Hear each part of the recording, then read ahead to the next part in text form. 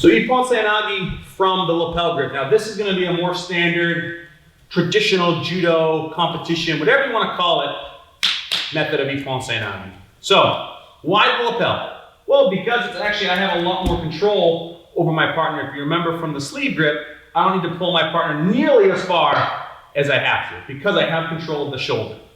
This I have to really make sure, like I'm starting a lawnmower. This is just a little bit more expensive, fancier lawnmower. Push to start, so to speak. So everything applies the exact same. I want to make sure though that when my partner grabs my lapel, I grab over his hand.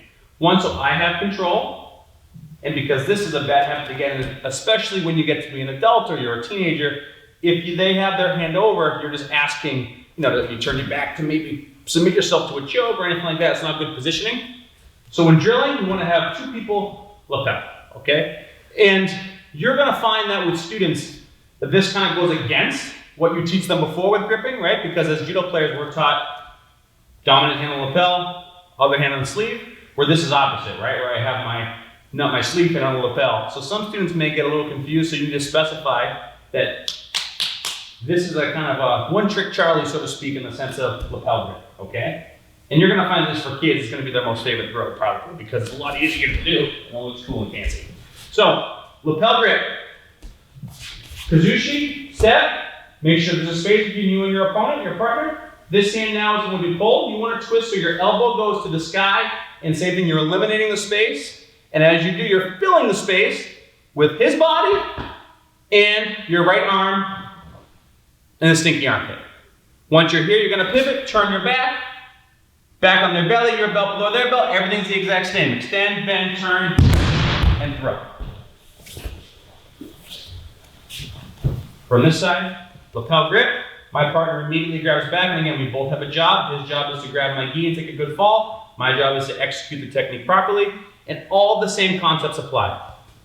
Maybe week one, I'm just turning my body. Just going in, going out. I'm not focusing on lifting. I'm just focusing on moving my body in a way that's going to help develop that muscle memory, quickness, reaction, and not have lead feet. Step, pull, fill the space, turn, lift them up. From this side, notice, I'm taking my partner and I'm pulling, and I'm turning my head. We always look where we're gonna throw. Boom. Now, I'm obviously not gonna throw them there necessarily, but I gotta keep turning my head and turning my body so I can get that full rotation. Here, make sure we're not going under, we're going over.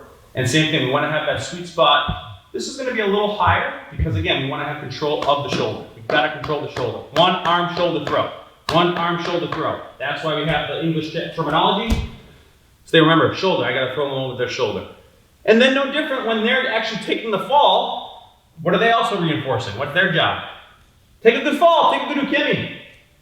Here's their wheel. So when I go to actually execute the throw, I can pick him up, I can move him. There's his wheel. That's it going over. My job is the throw. His job is to take a good clean fall so he's safe and having fun. And ultimately making the person doing the drill get the most out of it. One more time, Ippon Seoinage.